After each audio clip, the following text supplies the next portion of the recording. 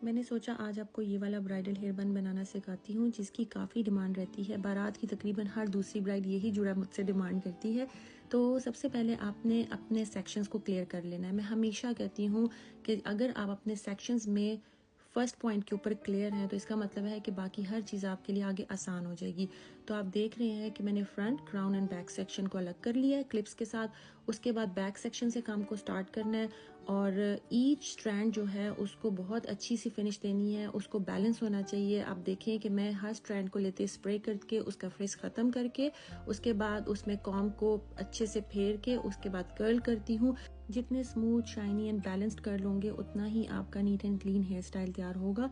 तो इसी तरह सारा प्रोसेस करना है कि आपने दोनों पोनियों के बालों को अच्छे से सब कर्ल कर लेना है। उसके बाद आपने स्टफिंग का इस्तेमाल करना है ऊपर और नीचे दोनों हिस्सों में। जैसा कि आप देख रहे हैं कि यहाँ पे मैं अंडरनीथ पोनी के स्टफिंग यूज़ कर रही हूँ। इसको अच्छे से पिन से बैलेंस तरीके से सिक्योर कर दें। ऑन टॉप भी स्टफिंग ही यूज़ करनी है। इस चीज़ को आप ऐसे समझ लें कि जितना अच्छा बेस में काम करेंगे उतना अच्छा प्रोजेक्ट तैयार होगा। तो उसके लिए आपका बैलेंस तरीके से काम करना बहुत ज़रूरी है। आप देखिए सेक्शन बहुत इंपॉर्टेंट है। मैंने क्राउन एरिया से एक सेक्शन लिया है, बैक कॉम्बिंग किया है और उसको यहाँ पे सिक्योर कर दूंगी। इस स्टेज पे 2 पॉइंट्स को समझना बहुत ज़रूरी है कि ये बैक कॉम्बिंग का जो एरिया है वो बहुत इंपॉर्टेंट है ऊपर की स्टफिंग के होल्ड के लिए और हेड शेप के लिए। तो आप देखें कि मैंने जहाँ पे ब्राइड का दुपट्टा आना होता है वहाँ पे हेयर स्टफिंग या हेयर पैडिंग का इस्तेमाल किया है।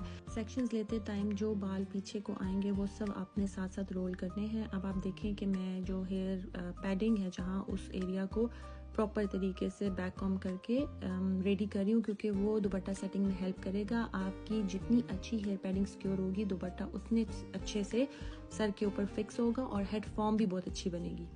क्राउन एरिया के लास्ट सेक्शन के लिए मैं स्ट्रेटनर का इस्तेमाल करूंगी, क्योंकि फ्रिज को प्रॉपर ख़त्म करना है। वो नीट एंड क्लियर सेक्शन के लिए बहुत ज़रूरी है। अब यहाँ पे आप देख रहे हैं कि मैं हेयर स्प्रे यूज़ कर रही हूँ जो शाइन एंड होल्ड दोनों चीज़ें देगा। फ्रंट सेक्शन पे आपकी मर्जी है, ब्रेड, ट्विस्ट, कर्ल्स जो चाहें कर लें।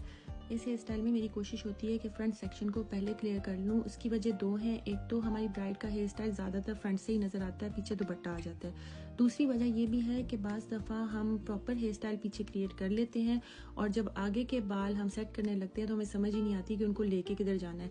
तो इसलिए आप हमेशा ये कोशिश करें इस जोड़े को बनाते टाइम।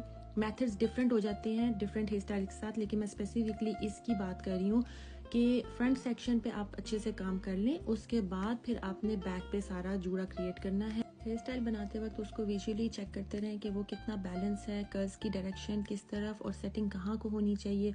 यहाँ पे एक पॉइंट बहुत ज़रूरी है कि जो बिल्कुल जूड़े के नीचे का हिस्सा है वहाँ पे बहुत अच्छे से टाइट सिक्योर पिन लगाएं, क्योंकि बाज़ दफ़ा वो जब बैक पे आपके लगता है जूड़ा तो वहाँ से खुलना शुरू हो जाता है।